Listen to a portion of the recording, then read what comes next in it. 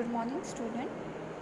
In today's lecture, we will continue our last lecture. That is, we were doing or studying the class Mammalia. Under the class Mammalia, we were studying the digestive system in rat.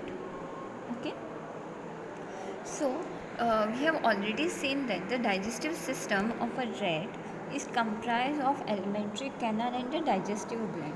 Alimentary, the part of the alimentary canal we have already dealt with. That is, the alimentary canal consists of mouth, then buccal cavity, pharynx. These three parts is all together refers to as a buccopharyngeal region. Okay, whereas followed by it is esophagus, then stomach, intestine.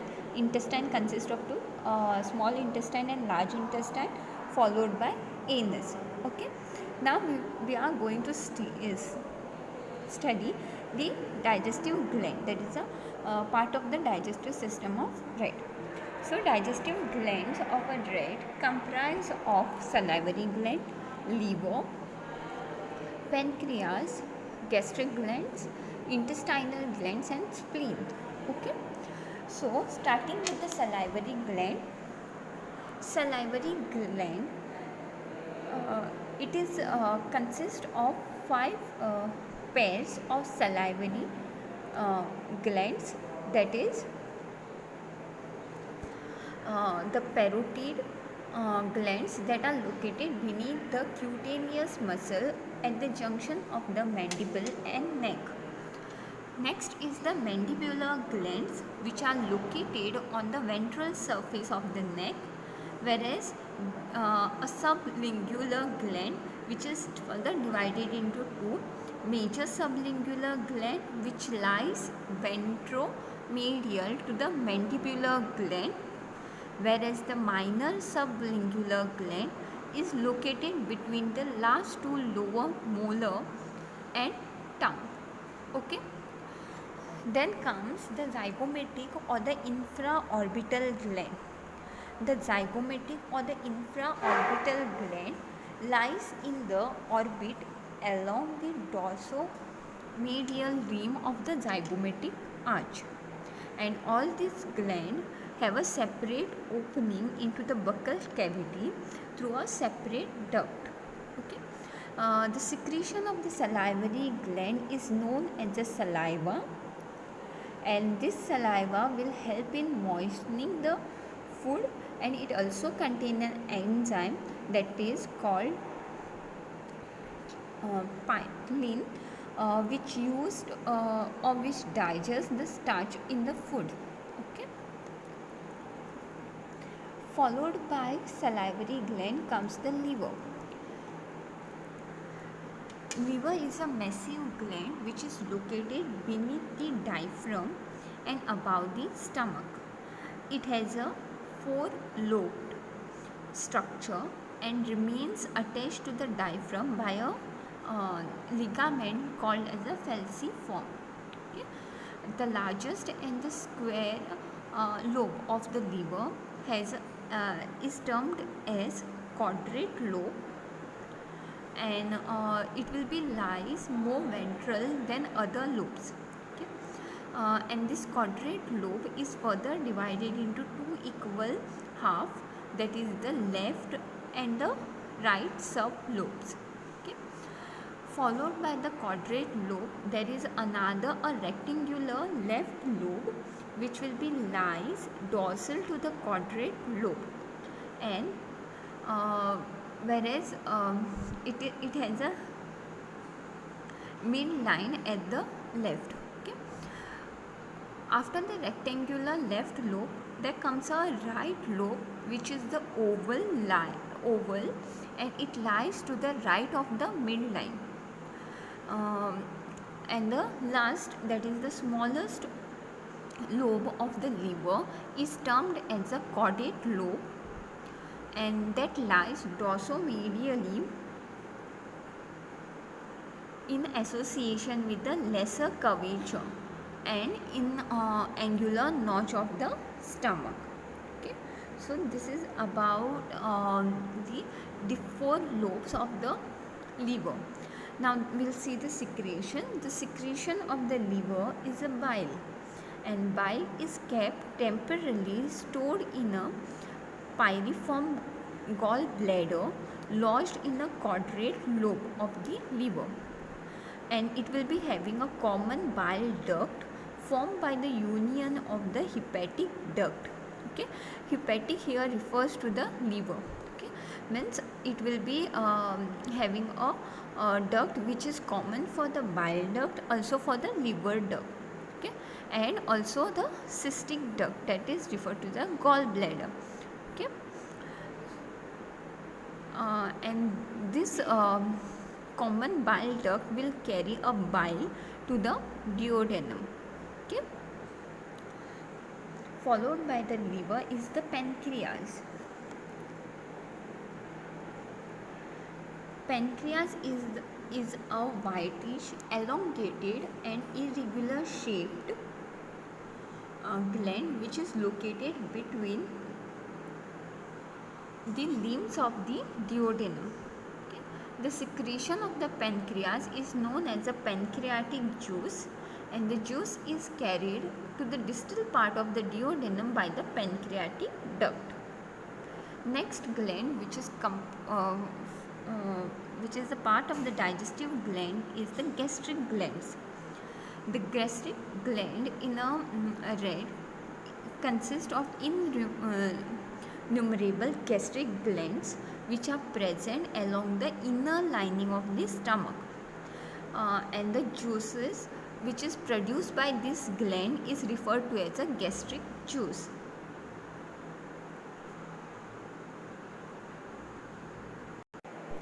The inner lining of the stomach comprises of number of cells, and this number of cells will secrete this gastric juices.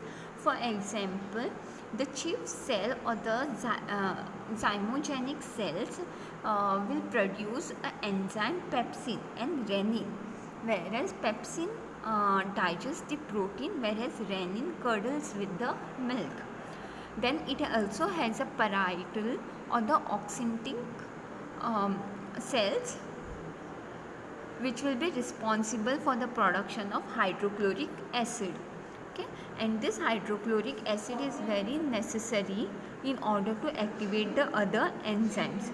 Okay, another cells which are found in the lining of the stomach is the mucous neck cells, which will be secreting a mucus.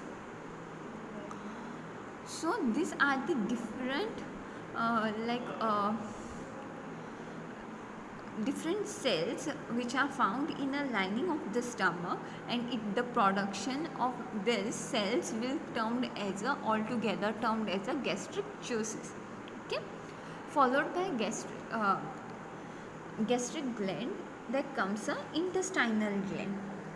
The intestinal gland also composed of numerous glands which are present in the inner lining of the duodenum and the intestine. Okay. So similar to the gastric gland, in an intestinal gland also has the name such as the intestinal glands are found in the intestine, small and the large intestine. This the intestine also contains a lining cell, okay, which will be secreting different enzymes plus which helps in the digestion of the food. For example,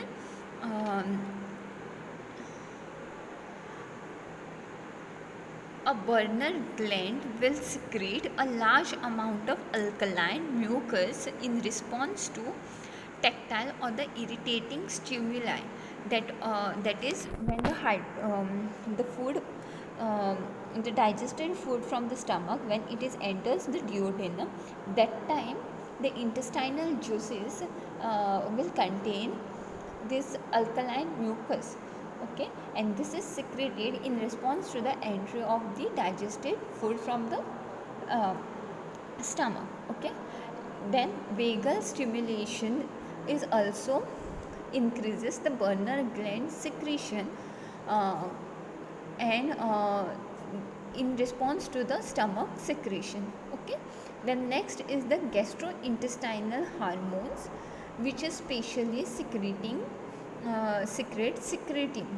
Okay, then there is also pancreatic juices will be also entering into the intestinal gland or in the intestine from the pancreatic duct. Okay, so similar to the gastric glands are referred to as the gastric juices. Okay? So intestinal glands is also called as a intestinal juice, or it is also called as the succus entericus. Okay, and it is pale yellow watery secretion, and basically it is secreted in a small intestine. Okay.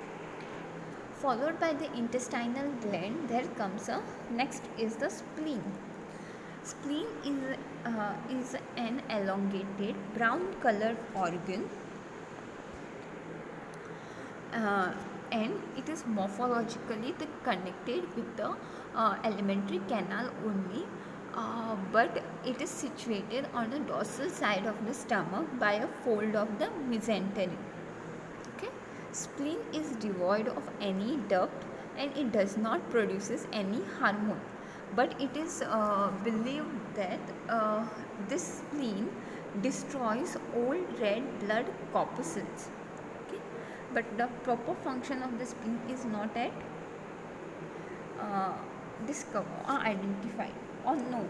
Okay, with this we have completed the digestive system in a rat, and also we have completed the paper 1, that is the syllabus for paper 1, that is the diversity of higher higher chordate. Okay, so if you have any question regarding this whole paper, like whole part of the syllabus, then please let me know. Okay, thank you.